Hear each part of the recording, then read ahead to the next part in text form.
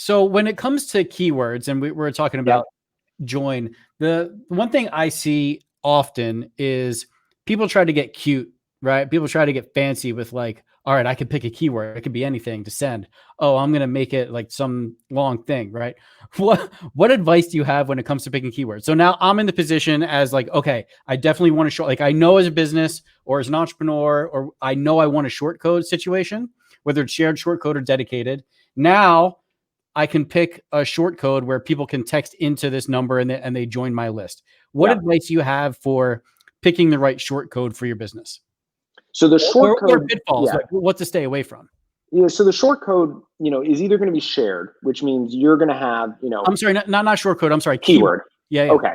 So if you're on a shared short code, which is the 5 to 6 digit phone number, if it's used by, if it's used by other brands, so if you see it around town and you're using it too, that means it's shared. And some of these shared short codes have tens of thousands of businesses, organizations all running on the same short code.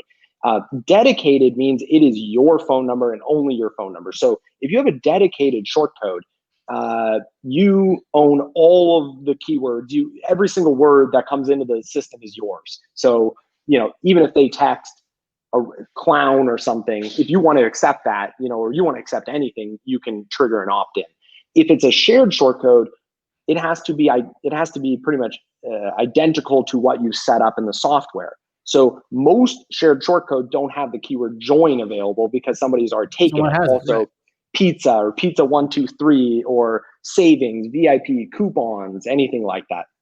So then it gets a little harder.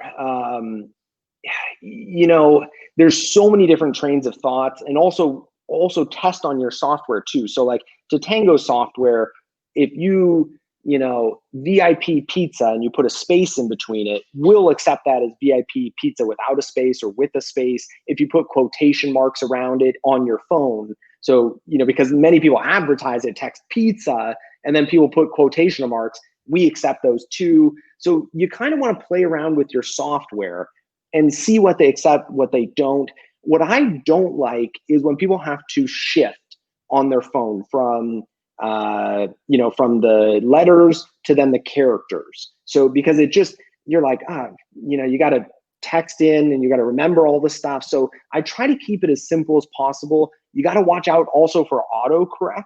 That's a big, it's a big one, especially if you have a weird sounding business name. Like there's a pizza place here in Seattle called Pagliacci's. Like there's no way I know how to spell that, even though I eat there all the time. And there's no way my phone is not going to try to auto correct that. And then if it auto corrects it, it's sending in some random thing to the software, and then the software doesn't know what it's trying to do. So I would try to, if you can, pick the restaurant name if it's a a very easy to remember, easy to spell restaurant name. If not, try to find something like, if you sell meatballs, text meatballs. And also if you can keep it the same as the incentive, that sometimes helps. So if you're giving away a free cookie, you could say, text cookie to 12345, to opt in to receive the free cookie or whatever. So you got to kind of play with it, and then also just do it on your phone. Like it's amazing how many people are like, oh, I picked a real bad keyword because I didn't do it on my phone, and now I do it on my phone. Yeah, be the consumer. Yeah.